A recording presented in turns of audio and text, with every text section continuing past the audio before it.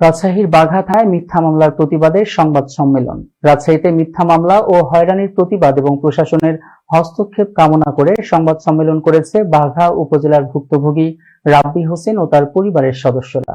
বৃহস্পতিবার বেলা 11টার সময় আরজেএফ রাজশাহী জেলা অফিসে এ সংবাদ সম্মেলন অনুষ্ঠিত হয়।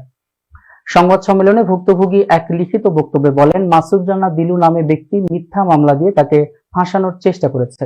তাই মিথ্যা মামলা ও হয়রানি থেকে বাঁচতে প্রশাসনের সহায়তা চেয়েছে অসহায় রাব্বি।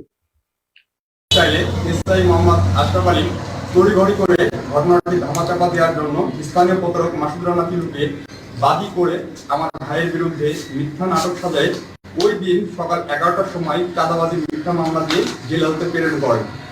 আমাদের বাঘা থানার সম্পূর্ণ সিসিটিভি ক্যামেরা দ্বারা নিয়ন্ত্রিত বিধায় আমার ভাইয়ের সাথে ঘটে যাওয়া এবং বাঘা থানায় যাওয়া থেকে শুরু করে সম্পূর্ণ সত্য ঘটনাটি বাঘা থানার সিসিটিভি ভিডিও ফুটেজে থানার সিসি ক্যামেরায় রেকর্ড আছে।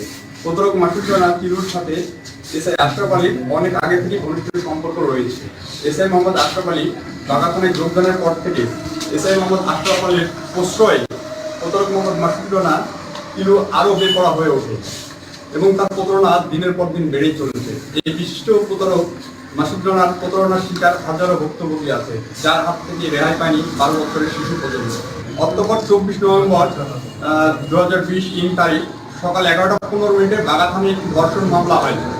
সেই মামলার মূল আসামি মোহাম্মদ রাশেদুল মান্নান রাব্বি, পিতা আজহার আলী, স্বামী চকসাদ আলী, থানা বাঘা জেলা রাজশাহী, যাহার নামের সাথে আমার ভাইয়ের নাম রাব্বি হোসেন নামের মিল থাকায় মুক্ত প্রতারক মূল আসামির পরিবার হতে মোটা অঙ্কের টাকা নিয়ে সেই প্রতারক মাসুদ রানা এবং এসআই আশরাফ আলীর যোগ সদস্যে বাদীর কথা উপেক্ষা করে সেই মামলায় আমার ভাইয়ের নাম ঠিকানা জালিয়াতি করে আসা মামলায় 2 মাস আগে ঘটনা উল্লেখ করে, কিন্তু আমার ভাই 2 মাস আগে সেই মিথ্যা চাঁদাবাজি মামলায় কারাগারে বন্দী ছিল। এছাড়া মামলায় উল্লেখ করছে আমার ভাইয়ের ফোনের সিম চেঞ্জ করেছে, অথচ আমার ভাইয়ের ফোন গত কয়েক বছর ধরে কখনো বন্ধও করে রাখেনি।